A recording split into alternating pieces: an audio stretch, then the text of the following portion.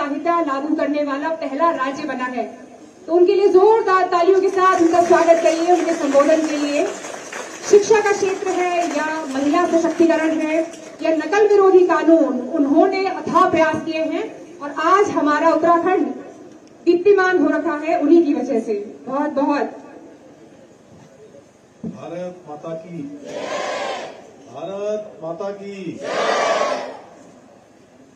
Inter college Jamshedpur के आज नवनिर्मित भवन के लोकार्पण कार्यक्रम में हम सबके बीच में जिनका सानिध्य और जिनका स्नेह और हम सब क्षेत्रवासियों को और हमारे यहाँ के सभी छात्र छात्राओं को बहुत प्रेरणा जिनसे मिल रही है। जैसे आज इस कार्यक्रम के मुख्य अतिथि उत्तर प्रदेश के मुख्यमंत्री आदरणीय योगी आदित्यनाथ जी,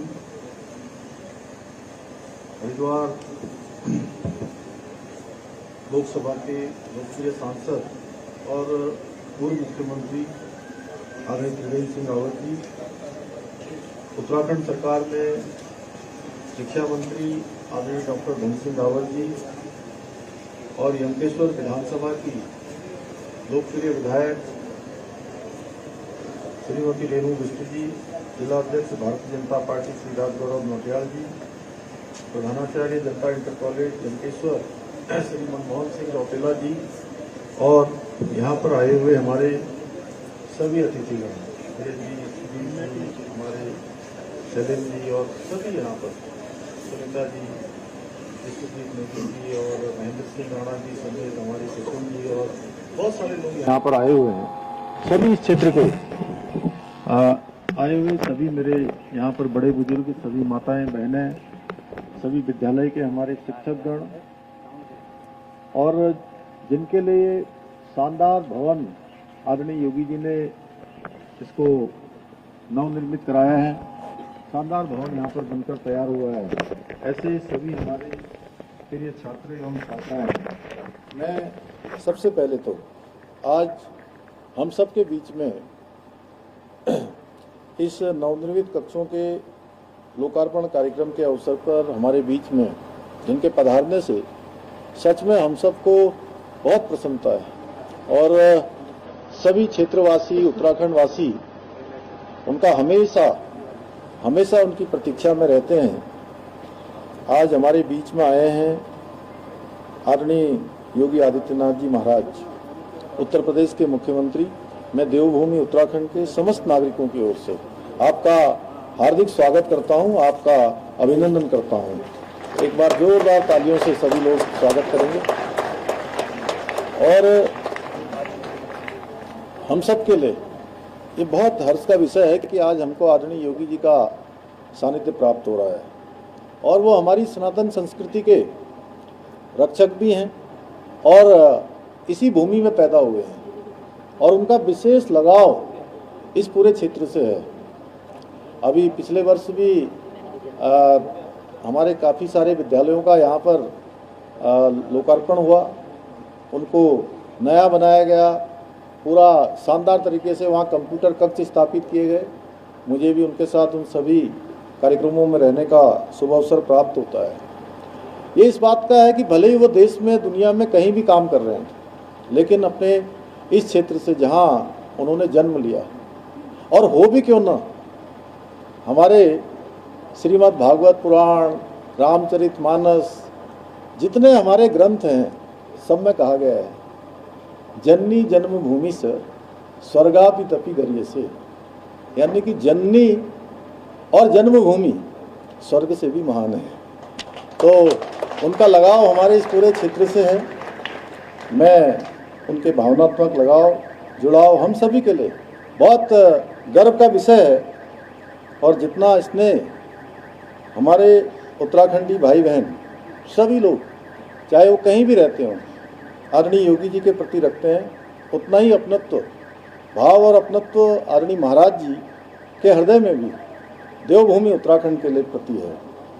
संन्यास, साधना और राष्ट्र सेवा का जो अद्भुत समन्वय आदरणीय योगी जी के व्यक्तित्व में दिखाई देता है, वो उन्हें एक साधारण राजनेता से कहीं ऊपर एक राष्ट्र पुरुष के रूप में स्थापित करता है।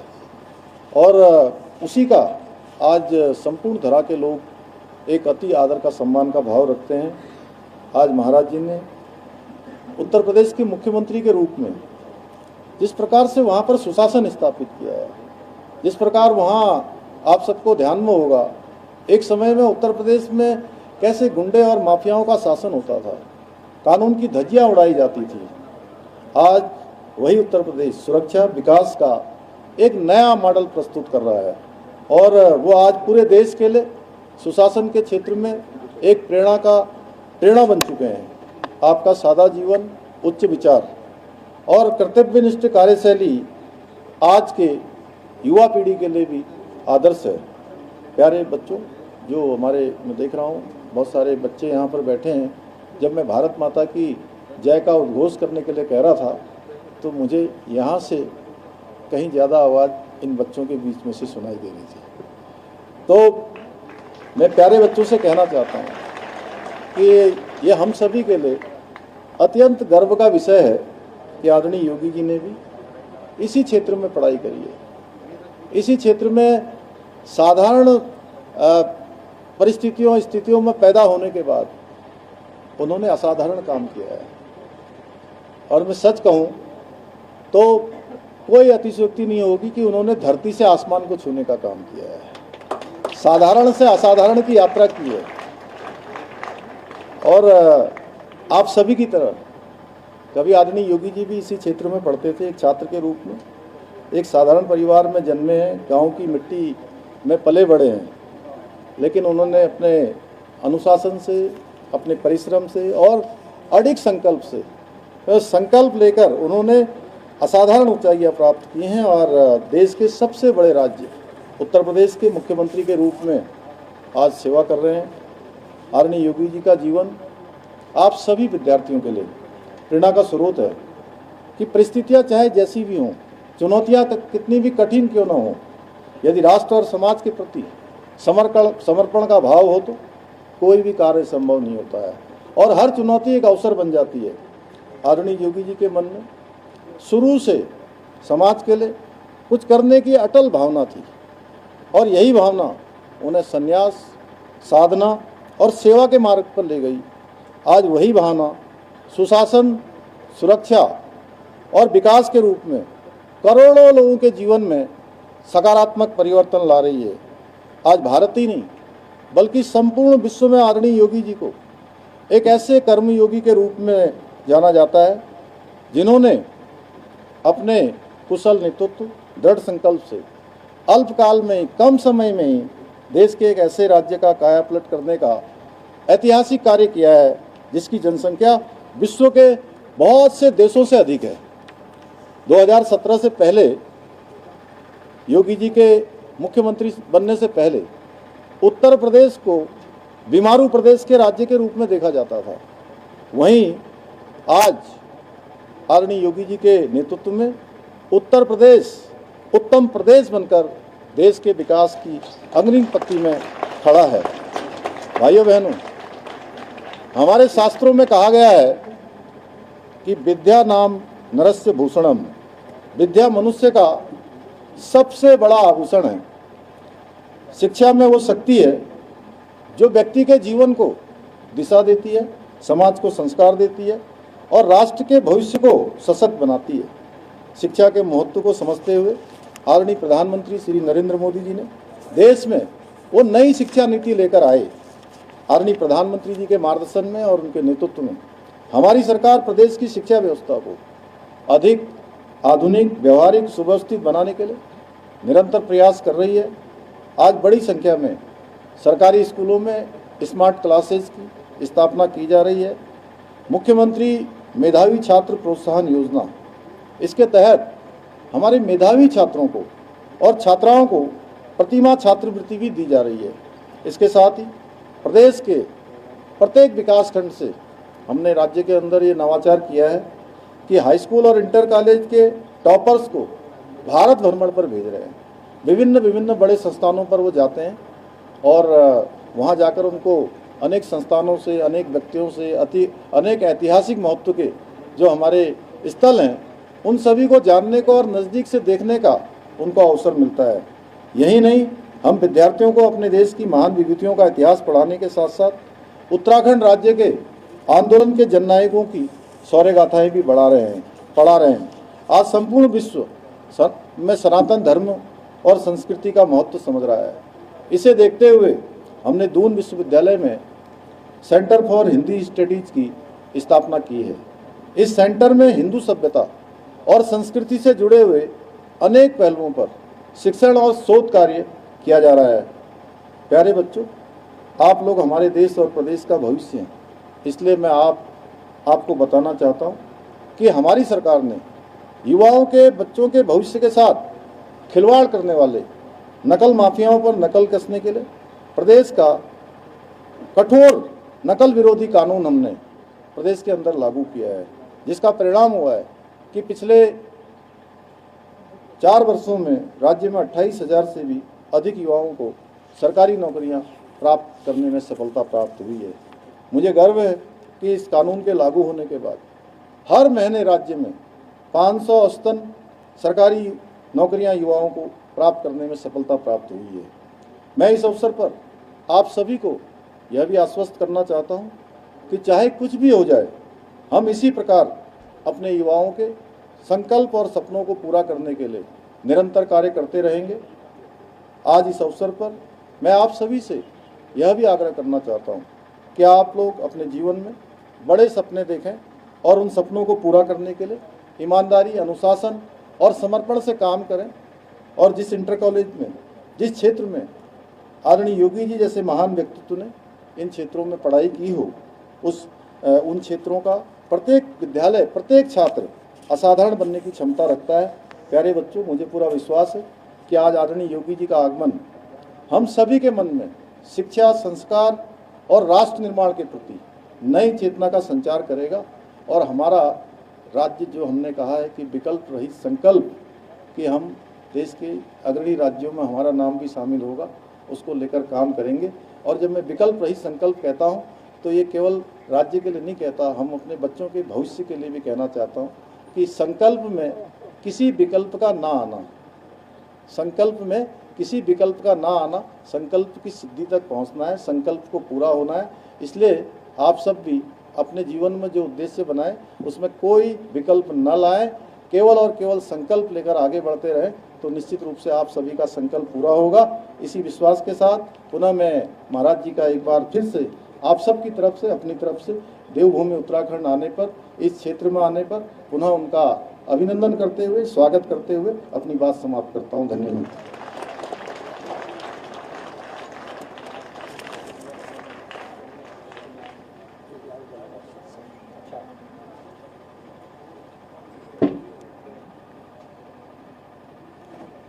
बहुत बहुत धन्यवाद माननीय मुख्यमंत्री उत्तराखंड आदरणीय श्री पुष्कर सिंह धामी जी का अपने आशीष वचन के लिए, और साथ ही साथ आपने गागर में सागर भर दिया अपने ऊर्जात्मक संबोधन से। गुण के आगे ताकत का चल पाता कोई जोर नहीं, ताकत की एक सीमा है पर गुण का कोई छोर नहीं। हम विद्या रूपी धन की बात कर रहे हैं। इसी क्रम में अब मैं निवेदन करना चाहूंगी माननीय मुख्यमंत्री उत्तर प्रदेश आदरणीय श्री योगी आदित्यनाथ जी द्वारा हमारे विद्यालय इंटर कॉलेज यमकेश्वर के मेधावी छात्र छात्राओं को पुरस्कृत किया जाएगा। जोरदार तालियों के साथ माननीय मुख्यमंत्री उत्तर प्रदेश आदरणीय श्री योगी जी का स्वागत करिए। इसी क्रम में हम कक्षा 6 से बुलाना चाहेंगे नमन रावत। कक्षा 6 से नमन रावत पुरस्कार प्राप्त करते हुए, आशीर्वाद प्राप्त करते हुए। दूसरे छात्र कक्षा 7 से हरीश चौहान। हमारे छात्र बहुत उत्सुकता से आपका इंतजार कर रहे थे। हमारे छात्र यहाँ पर आशीर्वाद ग्रहण करते हुए। कक्षा 8 से कुमारी आरती चौहान। कक्षा 8 से कुमारी आरती चौहान जो बहुत ही मेधावी छात्रा हैं, आदरणीय योगी जी के द्वारा पुरस्कार प्राप्त करते हुए। कक्षा 9 से सचिन बड़ोला।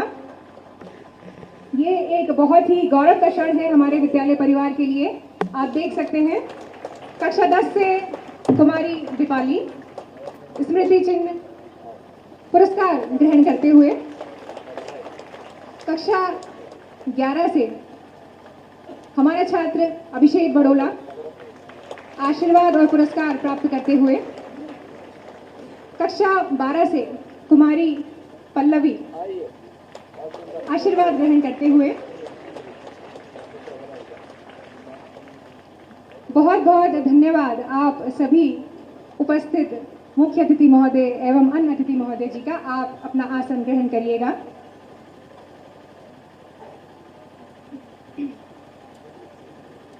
श्रीमद् भागवत गीता के अध्याय 3 श्लोक 7 की कुछ पंक्तियां मैं यहाँ पे आदरणीय श्री योगी जी के लिए समर्पित करना चाहूंगी। सम्मान स्वरूप कुछ पंक्तियां दोहराना चाहूंगी। वो निर्लिप्त जो कर्म का योगा चरण करे न इंद्रियों द्वारा, जिसने मन से इंद्रियां जीती, इंद्रियों से जो पुरुष न हारा, साथ रहे पंचेंद्रियों के, फिर भी पंचेंद्रियों से रहे न्यारा। ध्यान दीजिएगा। कर्म के ऐसे योगी को शास्त्रों ने नरोत्तम कह के पुकारा। कर्म के ऐसे योगी को शास्त्रों ने नरोत्तम कह के पुकारा। निश्चित ही आप अतुलनीय हैं, श्रेष्ठ हैं। आप साक्षात शुद्धता, ज्ञान, सेवा, निश्चल सेवा, ईमानदारी के प्रतीक हैं। ज्यादा समय न लेते हुए हमारे क्षेत्र की जनता, हमारे नौनिहाल, हमारे विद्यार्थी, हम सब बेसब्री से जिस क्षण का इंतजार कर रहे हैं, मैं निवेदन करना चाहूंगी हमारे प्रिय उत्तर प्रदेश के मुख्यमंत्री माननीय गोरक्षपीठ से मठाधीश आदरणीय श्री योगी जी को मैं निवेदन करना चाहूंगी कि आप हमारी जनता को, हम सबको संबोधित करिए।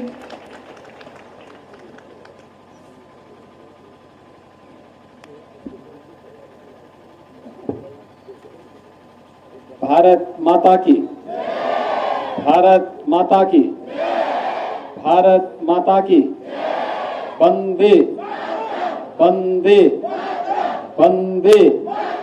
नमः पार्वती पति हर हर।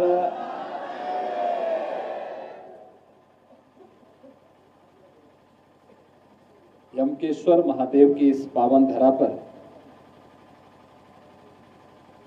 इंटर कॉलेज यमकेश्वर के इस नवनिर्मित भवन के लोकार्पण कार्यक्रम में उत्तराखंड के लोकप्रिय मुख्यमंत्री माननीय श्री पुष्कर सिंह धामी जी, उत्तराखंड के पूर्व मुख्यमंत्री, हरिद्वार संसदीय क्षेत्र के लोकप्रिय सांसद माननीय श्री त्रिवेंद्र सिंह रावत जी, उत्तराखंड शासन के लोकप्रिय शिक्षा और स्वास्थ्य के मंत्री डॉक्टर धन सिंह रावत जी, लोकप्रिय विधायक श्रीमती रेणु बिष्ट जी, भारतीय जनता पार्टी के जिला के अध्यक्ष श्री राजगौरव नोटियाल जी, आज के इस समारोह में विद्यालय के प्रधानाचार्य श्री रौतेला जी, पूर्व विधायक श्रीमती विजया बड़थवाल जी, विद्यालय प्रबंध समिति के हमारे सभी पदाधिकारीगण, सभी शिक्षकगण, इस क्षेत्र के सभी अभिभावकगण, जनप्रतिनिधिगण और प्यारे बच्चों, मैं सबसे पहले यमकेश्वर महादेव की इस पावन धरा को नमन करता हूं और आप सबको इंटरमीडिएट कॉलेज यमकेश्वर को इस नवनिर्मित भवन के लोकार्पण के अवसर पर हृदय से बधाई देता हूं। एक भव्य भवन आज आप सबको यहां पर प्राप्त हुआ है और मैं मानता हूं कि अगले 1 महीने में आपको यहां पे अच्छे फर्नीचर भी इसमें मिल जाएंगे, जिससे अन्य जो भी यहाँ की आवश्यकताएं होंगी उन सभी आवश्यकताओं की पूर्ति भी यहाँ पर मिलकर के इस ग्रामीण देवभूमि पर अत्याधुनिक सुविधाओं से युक्त शिक्षा और स्वास्थ्य के इंफ्रास्ट्रक्चर पर जो डबल इंजन की उत्तराखंड सरकार का ध्यान है, उसके अनुरूप सुविधाएं इस विद्यालय में प्राप्त हों, ये सभी आपको प्राप्त होंगी।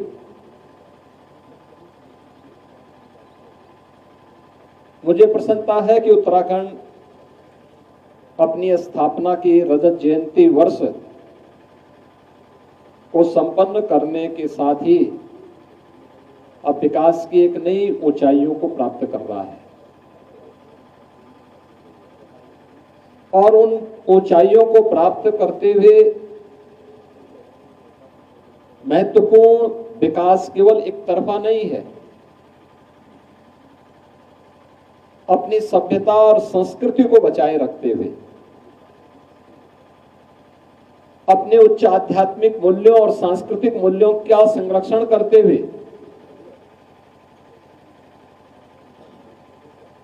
जीवन के प्रत्येक क्षेत्र में विकास के नित्य नए आयाम आज यहां पर स्थापित हो रहे हैं।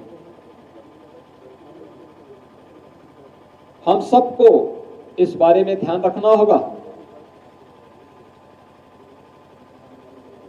कि भौतिक विकास ये जीवन का अंतिम लक्ष्य नहीं होता है और उसका एक पक्ष है, तात्कालिक आवश्यकताओं की पूर्ति का वो माध्यम होता है, लेकिन विकास वही सार्थक होता है जो अपनी सभ्यता, अपनी संस्कृति के मूल्यों का संरक्षण करते हुए, उसका सम्मान करते हुए हमें नित्य नए सोपान की ओर आगे बढ़ने के लिए प्रेरित कर सके। उस नित्य नए सोपान को अग्रसर करने के लिए हमारे शिक्षा के केंद्रों को अपने आप को तैयार करना होगा। यानी हमारे विद्यालय केवल पुस्तकीय ज्ञान तक सीमित न रहे। याद करना, हर सनातन धर्मावलंबी अपने साथ अपना गोत्र लेकर के चलता है। वह गोत्र उसके खानदान के किसी पूर्वज का नहीं होता, वो किसी ऋषि का होता है। कोई अपने को भारद्वाज गोत्र का बोलता है, कोई गर्ग गोत्र का बोलता है, कोई किसी अन्य गोत्र के साथ वो अपने परंपरा को जोड़ता है। यानी जब हम गोत्र की बात करते हैं, प्रवर की बात करते हैं, तो ये बातें हम तब करते हैं जब हमारी अपनी ऋषि परंपरा के प्रति अपनी कृतज्ञता ज्ञापित करते हुए हम उसका स्मरण करते हैं। हम अपनी ऋषि परंपरा के प्रति जो कृतज्ञता ज्ञापित कर रहे हैं, इसके पीछे का भाव क्या है? उसके पीछे का भाव यही, क्योंकि यह हमारी शिक्षा के, हमारे संस्कारों के केंद्र थे, जैसे प्राचीन काल में गुरुकुल भी कहते थे। ये गुरुकुल केवल अध्ययन का एक मात्र साधन नहीं था, ये गुरुकुल शिक्षा भी केंद्र थे। शिल्प के भी थे, कृषि के भी थे, आयुर्वेद के भी थे। जीवन में पारंगत बनाने के वे केंद्र बिंदु थे, जहां से निकला हुआ पढ़ा हुआ छात्र कहीं भी अपने आप को जीवन संग्राम में असहाय नहीं पाता था। उसके लिए कोई कार्य छोटा नहीं था, उसके लिए कोई कार्य कठिन भी नहीं था। और जब भी किसी व्यक्ति के लिए कोई कार्य न छोटा होता है न चुनौतीपूर्ण होता है, तो उसको सफल होने में दुनिया की कोई ताकत रोक नहीं सकती है। याद रखना, जीवन में वही सफल हुआ है जिसने सदैव सकारात्मक भाव के साथ अपनी सीढ़ी चढ़ने का प्रयास स्वयं किया है। बैसाखी के भरोसे नहीं, अपने पुरुषार्थ से, अपने परिश्रम से, अपनी मेहनत से। और ये हमारा सौभाग्य है कि वर्तमान में भारत का नेतृत्व एक ऐसे राष्ट्र ऋषि श्री नरेंद्र मोदी जी के हाथों में है, जो भारत को विकास की नित नई ऊंचाइयों की ओर लेके जा रहे हैं। राष्ट्रीय शिक्षा नीति 2020 इसी ओर हम सबका ध्यान आकर्षित करती है, जहां पे है कि विद्यालय केवल पुस्तकीय ज्ञान तक सीमित नहीं रहेंगे, व्यवहारिक जानकारी भी उसको होनी चाहिए। और हम लोगों को उस ओर जाना होगा। हमारे विद्यालय में आखिर स्किल डेवलपमेंट के कार्य हो सकते हैं, और मुझे प्रसन्नता है उत्तराखंड सरकार ने उस दिशा में आगे कार्य बढ़ाया है। विद्यालय में स्किल लैब है, स्मार्ट क्लासेस है, डिजिटल लाइब्रेरी है।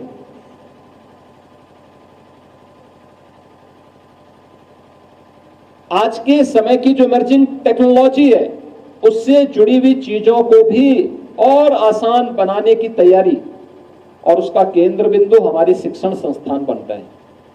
याद करिए ना, किसी महापुरुष ने 1965 में यमकेश्वर में, तब साधन नहीं थे, सड़कें नहीं थी, बिजली नहीं थी। यहां पे बिजली आई है 1986-87 में। उससे पहले लालटेन चलती थी, केरोसिन से, लालटेन से उस समय की पूरी पीढ़ी पड़ी। आज गांव-गांव में बिजली है, गांव-गांव में पेयजल की साथ व्यवस्था है, गांव-गांव में सड़कें जुड़ी हुई हैं, आवागमन आसान हुआ है। हम लोग यमकेश्वर में जब आते थे मेले के अवसर पर, बहुत कठिन कार्य था। शिवरात्रि के अवसर पर यहां मेला लगता था, और मेले के अवसर पर नदी में पानी होता था, तब भी हजारों की संख्या में लोग यहां पे यमकेश्वर महादेव के मंदिर में आके के दर्शन करते थे, जल चढ़ाते थे, मेला में भ्रमण करते थे, और फिर आपस में मिलकर के वापस अपने घर जाते थे। पैदल ही जाते थे, पैदल ही आते थे, आवागमन के साधन नहीं थे। आज देखिए कितनी अच्छी कनेक्टिविटी हो गई, कितने अच्छे साधन हो गए। आप कहीं से भी आ सकते हैं, इधर बिथानी की ओर से भी आ सकते हैं, और इधर से भी मुझे लगता है उत्तर दिशा से भी एक रास्ता बना हुआ है, जहां से मैं भी, जब हम लोग आ रहे थे तो मैं देख रहा था, वहां से भी काफी वाहन आ रहे थे। वास्तव में 1965 में स्थापित इंटर कॉलेज, और 1965 में इस स्थापित इंटर कॉलेज पुराना भवन था, जर्जर भवन था। आज यहां पे भव्य भवन आपके पास आ गया है। सरकार जो आपको सुविधा दे रही है, उस सुविधा के अनुरूप शिक्षा की क्वालिटी को ठीक करना इस शिक्षकों का दायित्व भी है, और उसके अनुरूप मनोयोग से पढ़ना ये छात्रों का दायित्व भी है। हमारे शिक्षा के केंद्र हमारी संस्कृति और सभ्यता के भी आधार स्तंभ बने, क्योंकि हमें अपनी शिक्षा को संस्कारों के साथ जोड़ना है। अक्सर होता है जब हम लोग विद्यालय की व्यवस्था की बात करते हैं तो बहुत सारे कुछ लोग ऐसे हैं जो अधकचरे ज्ञान के साथ आते हैं, तो कहते हैं कि आखिर सरस्वती वंदना क्यों होनी चाहिए, प्रश्न उठाते हैं, राष्ट्रगान और राष्ट्रगीत पर प्रश्न उठाते हैं। याद रखना, ये हमारे संस्कार के प्रतीक है, मातृशक्ति के प्रति हमारे मन में श्रद्धा के भाव से हम सबको जोड़ते हैं।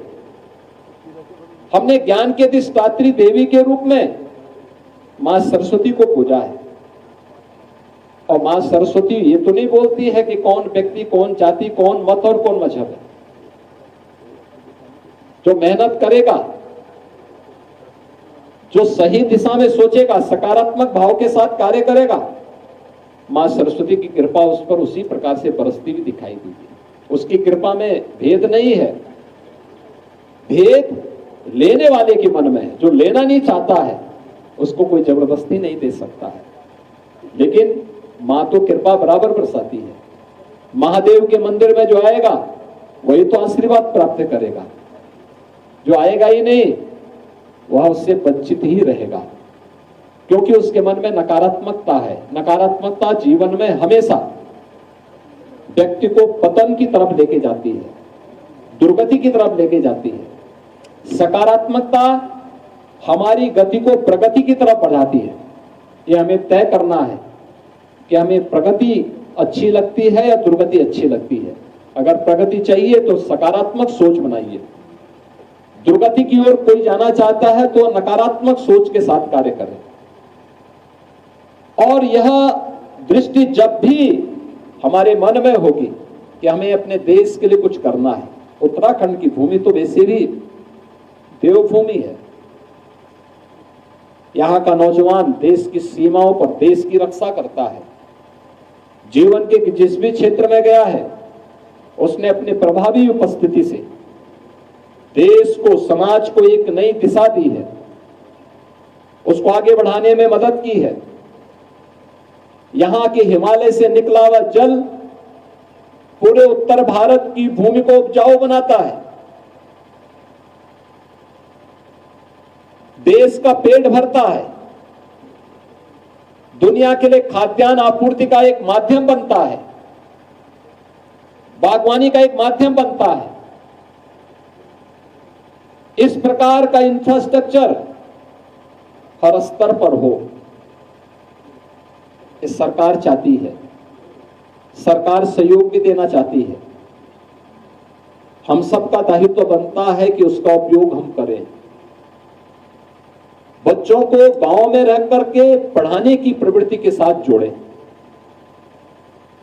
याद रखना, ये गांव हमारी सभ्यता के मूल हैं। मूल जितना मजबूत होता है, जितनी गहरी होती है उसकी जड़ें, उतना ही पेड़ फलता फूलता है और आगे बढ़ता है। याद रखना, नींव जितनी कमजोर होगी भवन उतना ही कमजोर हो जाएगा।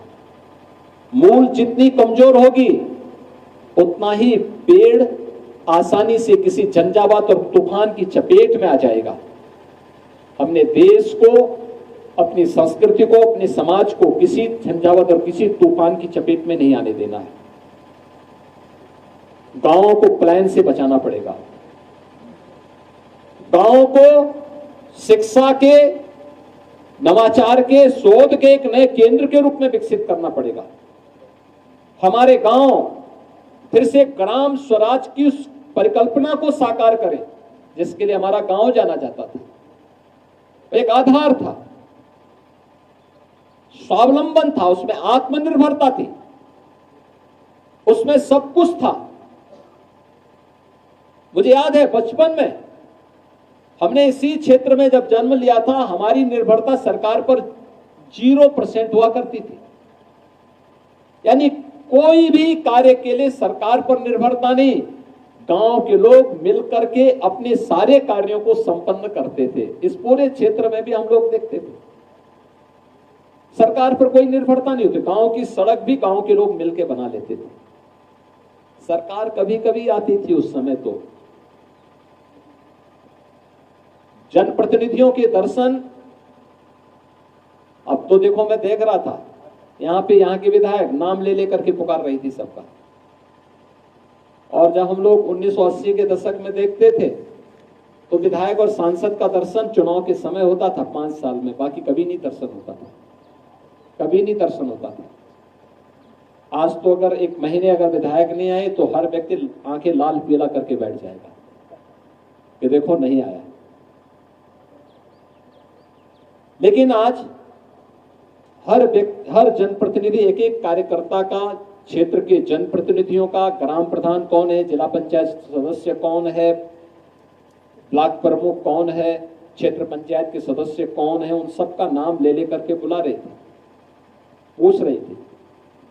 ये चीजें क्या दिखाती हैं कि संवाद सरकार के स्तर पर, जनप्रतिनिधियों के स्तर पर बढ़ा है।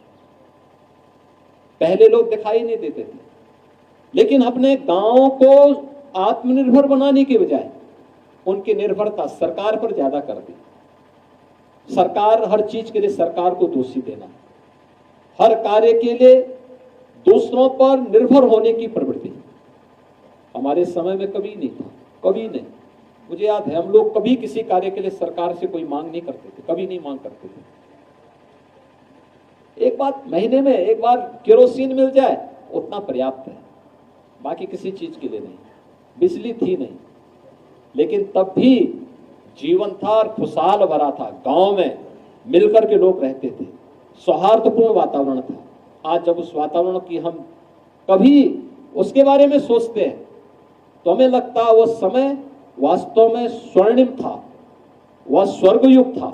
और आज जब कलह देखते हैं, आपस में मारकाट देखते हैं, भाई भाई में विवाद देखते हैं, अव्यवस्था देखते हैं, इन चीजों को लेकर के पारिवारिक कलह देखते हैं, तब लगता है कि ये विकास नहीं है, ये वास्तव में यही तो उस नकारात्मकता से, भौतिकता से उपजीवी नकारात्मकता है जो व्यक्ति की प्रगति को नहीं, ये उसको दुर्गति की ओर लेके जा रहा है। हमें उससे बचना होगा। अपने शिक्षण केंद्रों को आगे बढ़ाना पड़ेगा और खूब मेहनत करनी पड़ेगी। हमारे शिक्षकों को मेहनत करने से, सरकार के साथ तालमेल बिठा करके सरकार के हर एक कार्यक्रम को लागू करने के साथ ही एक अभ्यास के साथ जुड़ना पड़ेगा। देखिए, कुछ भी करने से, प्रयास करने से सब कुछ प्राप्त किया जा सकता है, सब कुछ प्रयास किया जा सकता है। और उत्तराखंड के बाद बहुत अवसर है अच्छा करने की, अच्छी दिशा में आगे बढ़ा है। ये दिशा और तीव्रता के साथ आगे बढ़ेगी तो आने वाले समय में ढेर सारे अवसर आप सबको प्राप्त होंगे। मुझे बहुत अच्छा लगा आज यहाँ पर विद्यालय के प्रधानाचार्य जी ने, यहाँ के शिक्षा मंत्री जी ने, इन सब की इच्छा थी कि यहाँ पर आकर के इस विद्यालय का लोकार्पण के कार्यक्रम में मुझे भी शामिल होने का अवसर प्राप्त हो।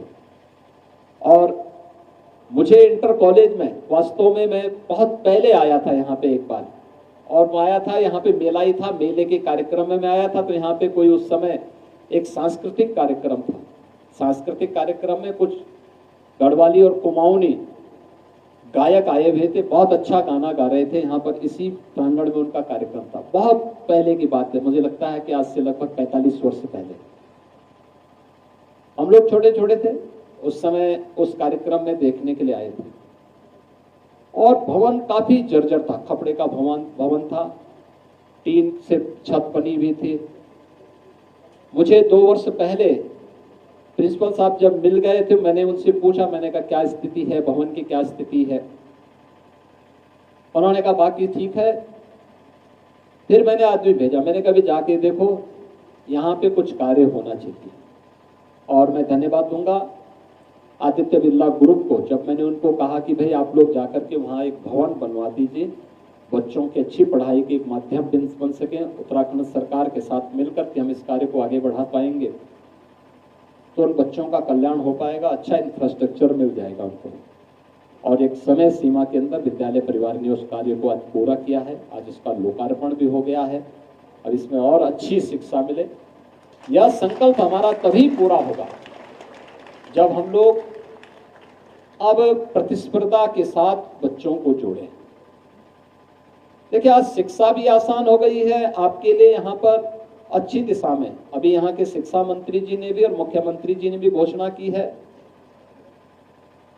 कि साइंस के लिए या अन्य विषयों के लिए सरकार के प्रांतीकरण की मांग जो है उसके लिए प्रबंध समिति अगर उनको दे देगी तो वो यहाँ पे उसकी मान्यता को बहाल कर देंगे, उस मान्यता को इसके साथ जोड़ देंगे। हमारा प्रयास होना चाहिए। कल मेरे पास राजस्थान के एक सज्जन आए थे लखनऊ में। उन्होंने मुझे एक बात बताई वहां पे। उन्होंने कहा कि देखिए, मैंने गरीब बच्चों को लिया, उन बच्चों को नीट की तैयारी करे, यानी मेडिकल के एंट्रेंस एग्जाम की तैयारी करवाता था। और इस समय मुझे बता रहे थे कि 138 बच्चे उनके ऐसे हैं जो देश के अंदर अलग अलग मेडिकल कॉलेजेस में अध्ययन कर रहे हैं। उन बच्चों से ही उनको तैयारी करवा करके उन्होंने, और वे अलग अलग उसमें देश भर के गवर्नमेंट मेडिकल कॉलेजेस में पढ़ाई कर रहे हैं। हम भी तो IIT JEE के लिए, नीट के लिए, किसी अन्य प्रतियोगी परीक्षाओं के लिए उन बच्चों को तैयार कर सकते हैं। यानी जो निर्धारित समय है उस निर्धारित समय के बाद भी विद्यालय भवन का उपयोग हो, उसमें हम कुछ विशेष कक्षाएं चलाएं। हमने जैसे उत्तर प्रदेश में एक चलाया है अभ्युदय कोचिंग का। मुझे याद है जैसे कोरोना में उस समय लॉकडाउन प्रारंभ हुआ तो हमारे सामने दो चुनौती आई थी। एक चुनौती थी कि बड़े पैमाने पर उत्तर प्रदेश के जो कामगार और श्रमिक अन्य राज्यों में कार्य कर रहे थे वे उत्तर प्रदेश की तरफ आना शुरू हुए, और दूसरा उत्तर प्रदेश के जो बच्चे IIT JEE और नीट की तैयारी करने के लिए कोटा में और अन्य जगहों पर गए हुए थे, उनके अभिभावक और उन बच्चों में सब में उतावलापन कि अब कैसे होगा। मेरे सामने चैलेंज था कि आखिर इन बच्चों को कैसे लाएं। तो मैंने उस समय राजस्थान की जो सरकार थी, अशोक गहलोत जी वहां मुख्यमंत्री थे, उस सरकार से संपर्क किया तो उन्होंने कहा कि हम कोई सहयोग नहीं कर पाएंगे। तो मैंने कहा भी आप सहयोग मत करना, लेकिन हमारे यहां से बसें जाएंगी उनको रोकना मत। और मैंने उत्तर प्रदेश से 500 बसें भेजी। प्रत्येक बस में मैंने कुछ पुलिसकर्मी भी बिठाए और प्रयास किया कि उन बच्चों को जब हम कोटा से लेके आएंगे तो उनको 2-3 जगह भोजन जलपान आदि की व्यवस्था हो सके। मैं उनको लेके आया, तब तक त्रिवेंद्र जी का भी फोन मेरे पास आ गया कि उत्तराखंड के भी बच्चे हैं। मैंने कहा आप चिंता मत करिए, मैं लेके आता हूं वहां से। फिर मैंने उत्तर प्रदेश से बस भेजी वहां से, और मैंने त्रिवेंद्र जी से पूछा, मैंने कहा बताओ कहाँ इन बच्चों को भेजना है। इन्होंने कहा देहरादून और हल्द्वानी तक पहुंचवा दीजिए। और मैंने वहीं से कोटा से उठा करके जो बच्चे यहाँ के थे वहीं से उनको ला करके और देहरादून और हल्द्वानी तक उनको पहुंचाने का काम उस समय किया था। यानी तब मैंने तय किया कि हमें जो बच्चे हमारे वहां पढ़ाई कर रहे हैं, वहां कोचिंग कर रहे हैं, उन बच्चों के लिए अगर हम कोचिंग की व्यवस्था यहां पर कर ले तो बहुत सारे बच्चे यहीं पे तैयारी कर पाएंगे। और मुझे उस समय हमने अभ्युदय कोचिंग के नाम पर प्रारंभ किया। दोनों वर्जन उसके थे, फिजिकली भी और वर्चुअल भी। कोई भी छात्र अगर वर्चुअल उसके साथ जुड़ना चाहेगा किसी भी उसके साथ, तो उसके लिए उसको हम लोगों ने लिंक दे रखा था कि आप इससे जुड़िए, आप किस प्रतियोगी परीक्षा की तैयारी करना चाहते हैं आप इसमें अभ्युदय कोचिंग के साथ जुड़ सकते हैं। अगर आप फिजिकली क्लास अटेंड करना चाहते हैं तो एक कंपटीशन के माध्यम से आपको उसमें पास करना पड़ेगा, उसके बाद आपको हम उसके साथ जोड़ेंगे। और इसकी क्लासेस कौन चलाते हैं? वहाँ पे क्लासेस चलाते हैं अगर कोई IAS की तैयारी कर रहा है तो जो हमारे जितने भी नए ज्वाइंट मजिस्ट्रेट आते हैं IAS के रूप में उनकी पहली पोस्टिंग होती है, तो मैं उनको कहता हूँ 1 घंटा इन बच्चों की तैयारी करने में वक्त लगाइए। 1 घंटे का समय वो देता है, उन बच्चों की कोचिंग करवाता है। कोई नया लड़का IPS के बाद फील्ड में उतरता है तो उसको मैं 1 घंटा उसमें भी लगवाता हूँ। कोई नया डॉक्टर आता है जिसने नीट पास किया है और वह जैसे आता है मैं उसको बोलता हूं 1 घंटा आप भी दीजिए। IIT JEE से पास आउट लड़कों को मैं 1-1 घंटा सभी को जोड़ करके करता हूं, किसी एक अधिकारी को वहां का नोडल अधिकारी बना करके, और बहुत अच्छा कार्य अभ्युदय के माध्यम से वर्तमान में चल रहा है और उसके परिणाम बहुत अच्छे आ रहे हैं। मुझे लगता है कि विश्वविद्यालय यहाँ पर ये विद्यालय चाहे तो यहाँ पर इन लोगों यहाँ पर भी ये लोग यहाँ पे सरकार की भी मदद ले सकते हैं और यहाँ के शिक्षक भी अपने स्तर पर उन बच्चों को तैयार कर सकते हैं, अच्छे ढंग से उनको तैयार कर सकते हैं, कंपटीशन के योग्य बना सकते हैं। बहुत अच्छी दिशा में प्रयास आगे बढ़ सकता है। हमें एक असही दिशा में आगे बढ़ना पड़ेगा। दूसरा, केवल अपने पाठ्यक्रम के को ले जाने से अच्छा लकीर का फकीर बनने के साथ ही बनने की बजाय कुछ नयापन करने की तैयारी। यमकेश्वर महादेव का इतना अच्छा मंदिर, यहाँ पे पर्यटन की क्या संभावनाएं हो सकती है, इस दिशा में विद्यालय को जोड़ना चाहिए। बागवानी के क्या अवसर हो सकते हैं, यहाँ पे सब्जी की अच्छी खेती हो सकती है, कैसे हम कर सकते हैं। अन्य कृषि के क्षेत्र में, बागवानी के क्षेत्र में, औद्यानिक फसलों के क्षेत्र में हम कैसे लोगों को तैयार कर सकते हैं। ऑर्गेनिक, यहां तो जो कुछ भी मिलेगा वो ऑर्गेनिक मिलेगा, इतना शुद्ध दुनिया के अंदर कहीं नहीं मिलेगा। अभी जब मैं आ रहे, हम लोग ऊपर विद्यालय की तरफ आ रहे थे, यहाँ के माननीय मुख्यमंत्री जी कह रहे थे कितना शुद्ध जल है, यानी जितना शुद्ध जल बह रहा था नहर में, यहाँ छोटी सी कूल जा रही थी उसमें, उतना शुद्ध जल पैसे में भी नीचे नहीं मिलेगा कहीं। क्या प्राकृतिक जल है, कितना शुद्ध है, और उस शुद्धता की कीमत हमें समझनी पड़ेगी। उस दिशा में कुछ एक नए प्रयास को आगे बढ़ाने की आवश्यकता है। कुछ भी नया करेंगे वह लोगों के लिए एक प्रेरणा होगी, और उस प्रेरणा का केंद्र बिंदु हमारे शिक्षण संस्थानों को बनना पड़ेगा। हम उस दिशा में आगे बढ़ पाएंगे, इस विश्वास के साथ मैं एक बार फिर से इस विद्यालय के संस्थापक श्री स्वर्ण सिंह चौहान जी को विनम्र श्रद्धांजलि देता हूं।